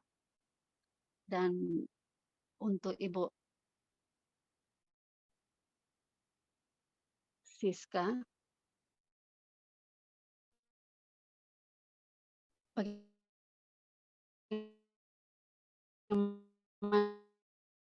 Nabi Islamin, Quran Assalamualaikum warahmatullahi wabarakatuh. Waalaikumsalam warahmatullahi. Terima kasih Ibu Nur Laila ya atas pertanyaannya. seperti biasa supaya lebih interaktif, silakan saya lempar terlebih dahulu kepada, tadi kan Bu Siska dulu, sekarang Pak Maman dulu. Pak Maman dulu, silakan Pak Maman. Terima kasih Kang. Bu Nurlaila dari Makassar ini. Betul Bu Nurlaila? Ya Pak, Dari dari Makassar. Manado Pak, dari Sulawesi Manado. Utara. ISPAL ini saya mau nanya Bu Siska, ISPAL ini memang kajian ya sampai ke Manado. Betul Pak, kalau Pak. Saya dapat di grup dosen di Udum, tiba-tiba ada komisam yang share ke saya, tiba dapat dari mana? Oh dari Unisba katanya gitu. Oke Bu Nurlaila ya, saya sedih ya kalau melihat kasus-kasus kekerasan dalam rumah tangga yang terjadi saat ini kan gitu ya. Nah itu petanda ya sudah akhir zaman lah posisi saya. Artinya bagaimana seorang suami itu tidak dipersiapkan kan gitu ya, tidak dipersiapkan ketika ada ujian, ada persoalan dengan menyikapinya seperti ini. Ini ya istrinya dianiaya ya Bu Nurlaila ya, betul ya? Iya betul Pak. Oke. Dijambak rambutnya. Ya. Yang salahnya suaminya, kemudian suaminya malah melakukan penganiayaan kepada tahu punya wanita idaman lain ya. Nah ini masuk ke teknis menurut saya gitu ya. Alangkah lebih baik memang sekarang ini kan ada lembaga bantuan hukum, ada kantor advokat, ada lembaga swadaya masyarakat atau NGO, itu didampingi tuh ya. Saya sebelum jadi dosen, sebelum jadi advokat, saya aktif di Biro Bantuan Konsultasi Hukum Bu Siska di Fakultas Hukum Unpas gitu ya. Banyak menangani kasus-kasus yang seperti itu, tapi memang bukan pejabat lah gitu ya. Ada beberapa kasus KDRT yang dilakukan oleh suami kepada istrinya. Ya PNS lah gitu ya, yang golongan 3A, 3B kan gitu ya. Dia menelantarkan istri dan anak-anaknya, kemudian minta bantuan ke Biro Bantuan Konsultasi Hukum, kita dampingi kan gitu ya. Ada cara-cara, ada mekanisme yang kita bisa lakukan kan gitu ya untuk membuat si suami ini efek jerah kan gitu ya. Karena kan itu sudah jelas-jelas sudah disakiti hatinya, kekerasan fisik tuh ya, punya wanita idaman lain itu ya. Kemudian dari segi fisik dia dijambak gitu ya. Dia bikin pengaduan saja ya ke kepolisian kan gitu ya. Nggak usah jauh, nggak usah tanggung ke polsek, ke Polres, ke Polda saja. Nah, tapi didampingi tuh oleh lembaga bantuan hukum. Nah, kemudian bikin pelindungan hukum ke Kabid Propam, ke Irwasda gitu ya, ke Kapolda atau sampai ke Mabes Polri bila perlu kan gitu ya. Nah, barangkali ikhtiar-ikhtiar itu bisa memproses si suaminya yang pejabat ini untuk sampai ke pengadilan. Karena kita tahu ya, hukum di kita itu kan sedang sakit ya Bu Siska ya. Hukum si kita itu sedang sakit kan gitu ya. Ada adigium tumpul ke atas, tajam ke bawah kan gitu ya. Tapi kan kita tidak boleh menyerah kan gitu ya. Tidak boleh menyerah, harus ada ikhtiar-ikhtiar. Pasti ada orang-orang yang baik lah, walaupun kita sudah dibukakan dengan kasusnya Sambo, kasusnya Teddy Minahasa saat ini kan gitu ya. Tapi saya meyakini ada juga orang-orang baik di lembaga-lembaga penegak hukum gitu ya. Dampingi itu Bu, kan gitu ya. Dampingi itu. Bila perlu konferensi pers kan gitu ya. Tadi yang saya contohkan ya, kasusnya istri yang akhirnya itu karena suaminya salah, malah istrinya yang dibawa ke pengadilan. Saya juga nggak habis pikir kan gitu ya. Kenapa bisa begitu? Jangan-jangan proses penegakan hukum itu diintervensi, ada atensi dan lain sebagainya, kan gitu ya. Jadi masyarakat kita juga sekarang harus melek hukum, harus punya kesadaran hukum gitu ya, harus berani kan gitu ya, selama itu benar kan gitu ya.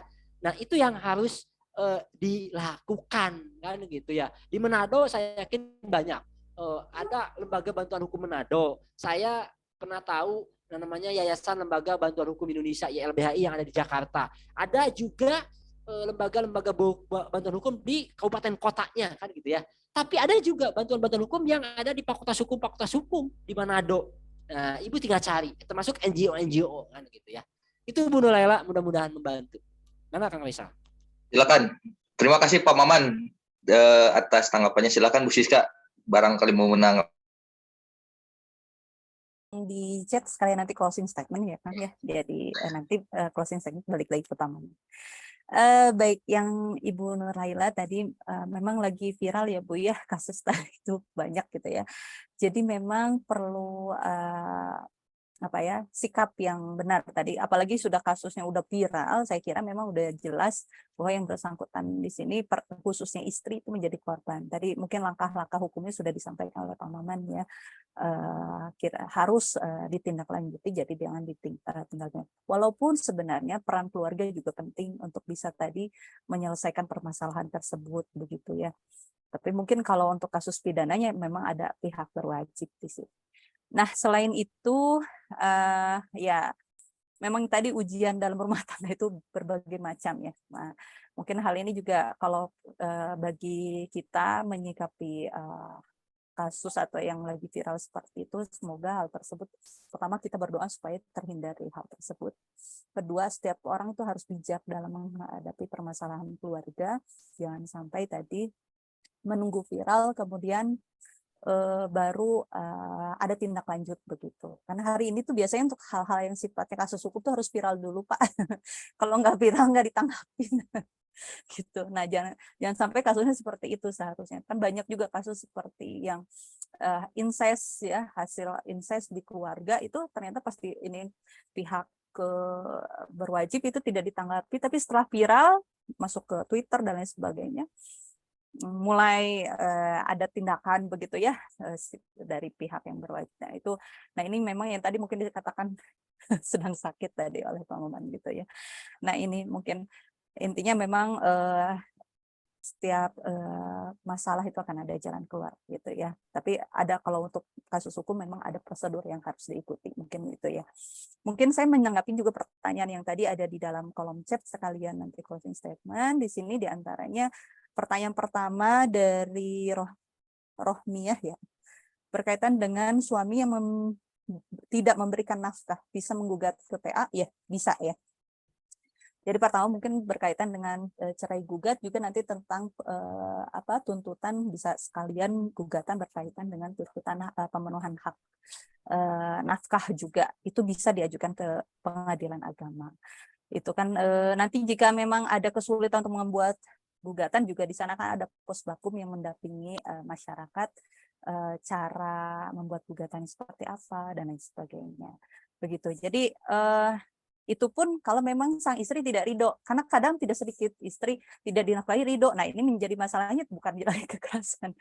Saya mah ridho, nah itu ya. Nah ini menjadi masalah itu adalah kalau memang merasa sudah tidak ridho, setelah upaya dinasehati, diberikan masukan dan lain sebagainya, tidak ada jalan keluar, ya mungkin baru tahap terakhir adalah ke PA. Jadi PA itu udah tahap terakhir ya, gitu.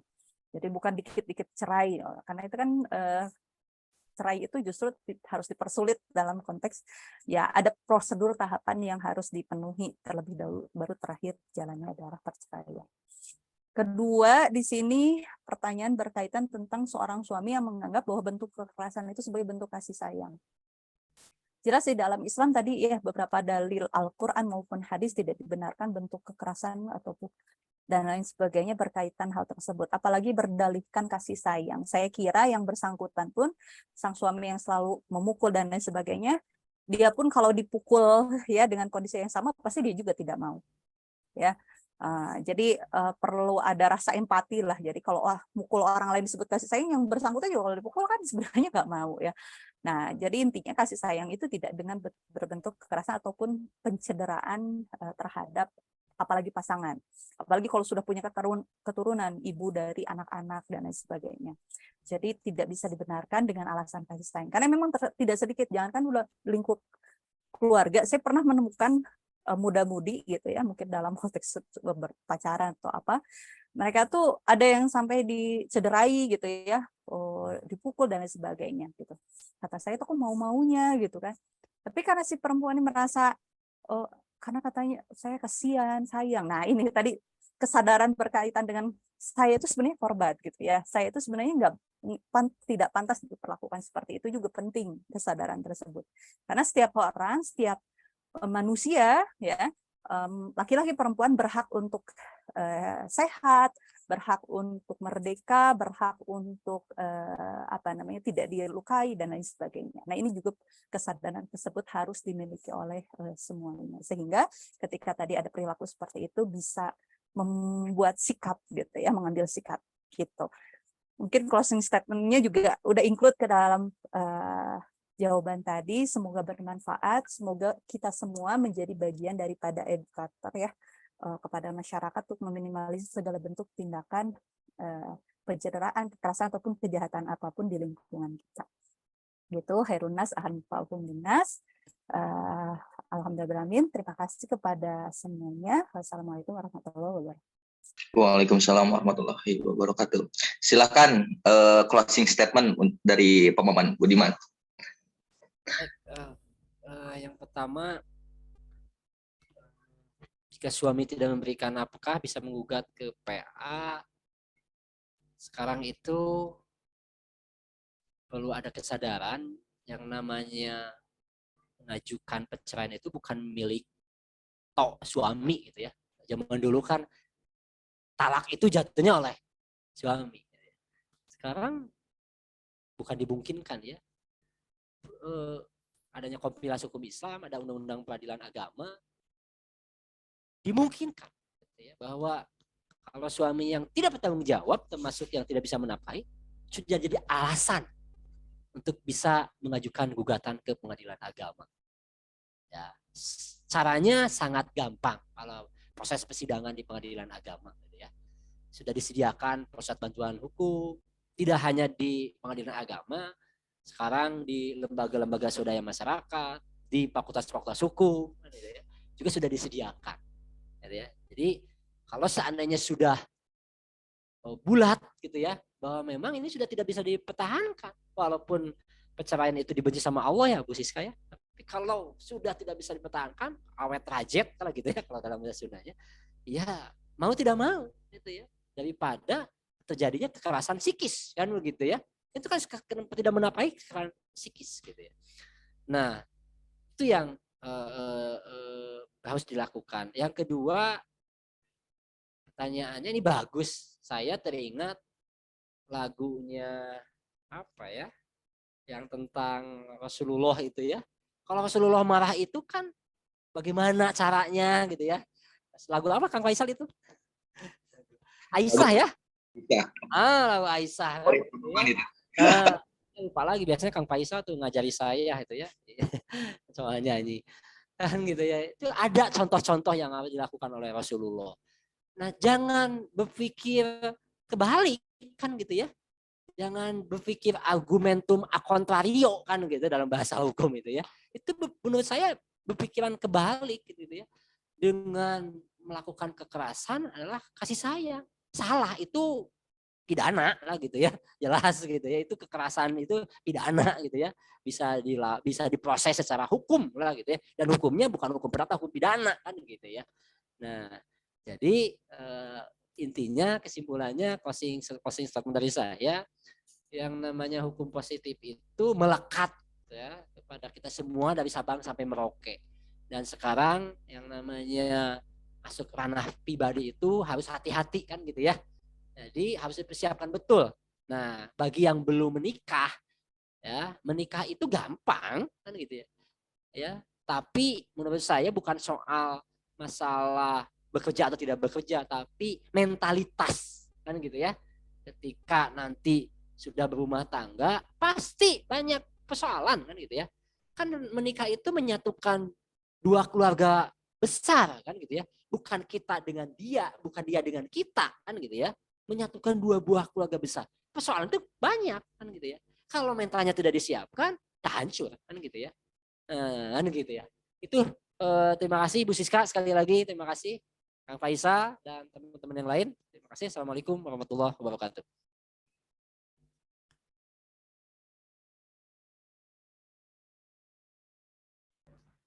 Masih di mute Kang Faisal. Ya, terima kasih Pak Maman dan Ibu Siska yang telah memberikan materinya. Sedikit menyentil Pak, tadi dari pertanyaan Ibu Nurlaila, kemudian dari Pak Maman juga bahwa hukum kita itu sedang sakit, kemudian tadi Pak Maman menyarankan kepada Ibu Nurlaila adanya bantuan, dampingan. Ya kebetulan dari ISPAL juga ada di bidang advokasi ya Ibu ya. Betul, saya sendiri yang menjadi penanggung jawab dari bidang tersebut. Nanti kalau ada mau konsultasi silahkan bisa dikontak ke tim ISPAL. Dan yang kedua, hukum yang sakit kita tuh sering ya pamannya di kantor itu yang namanya hukum di kita itu kalau ingin berjalan dengan benar itu setidaknya dengan 3 cara. Yang pertama kalau tidak ada uang, intervensi uang. Yang kedua kalau tidak uang ya atensi publik, atensi atasan harus menekan, itu proses hukum baru berjalan. Yang ketiga atensi publik dengan viral. Terlihat beberapa kasus kita sudah mulai terungkap. Dari kemarin di Bandung juga ada seorang ART yang di KDRT viral kemudian naik. Hotman Paris pun sama ya Pak ya. Kemarin menangani kasus di Polda Jabar, kasusnya gara-gara viral juga. Jadi intinya pada hari ini itu untuk kasus KDRT kalau melalui prosedur hukum kita tempuh dan ininya viralkan. Bapak Ibu yang saya hormati, rangkaian acara pada kajian sore hari ini sudah terlaksana dengan baik dan lancar. Kita sudah mendapatkan pengalaman berharga, ilmu yang sangat luar biasa dari kedua narasumber, dari Pak Maman maupun dari Bu Siska. Mudah-mudahan materi yang disampaikan bermanfaat dan membuat kita semua tergerak untuk mengikuti praktik yang lebih baik lagi. Dan akhirnya saya selaku Faisal Faturrahman Nurjamil undur diri. Terima kasih atas perhatian Bapak Ibu sekalian. Kemudian saya serahkan acara ini kepada MC kembali. Silakan. Kita ada sesi dokumentasi ya, dibantu oleh tim ISPA lainnya, Teh Rafida atau Bu Intan. Mangga. Sebentar. Baik, di sini ada 3 slide. Untuk slide pertama bisa di-on-kan kameranya. Baik, saya take screenshot-nya. 1, 2, 3. Oke, selanjutnya slide kedua. Mohon di-on-kan kameranya. Baik, 1, 2, 3. Selanjutnya slide terakhir. Boleh di-on-kan terlebih dahulu kameranya. Baik, 1, 2, 3. Terima kasih untuk semuanya. Baik, alhamdulillahirrahmanirrahim. Terima kasih Teh Rafida. Saya ucapkan juga terima kasih kepada para narasumber, Ibu Stiani dan kepada Bapak Maman Budiman SHMH atas ilmunya yang bermanfaat.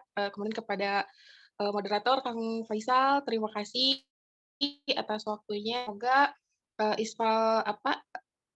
kajian ISPAL pada hari ini bermanfaat dan mendapatkan berkah untuk kita semua.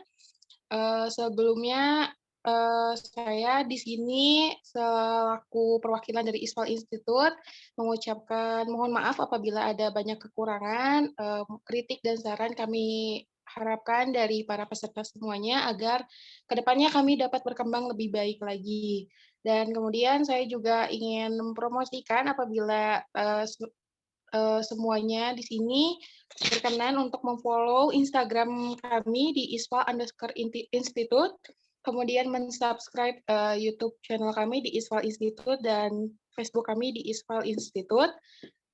Sekali lagi, saya ucapkan terima kasih atas perhatiannya. Wassalamualaikum warahmatullahi wabarakatuh. Waalaikumsalam. Warahmatullahi wabarakatuh. Hatur nuhun Pak Maman, Budiman. Izin pamit.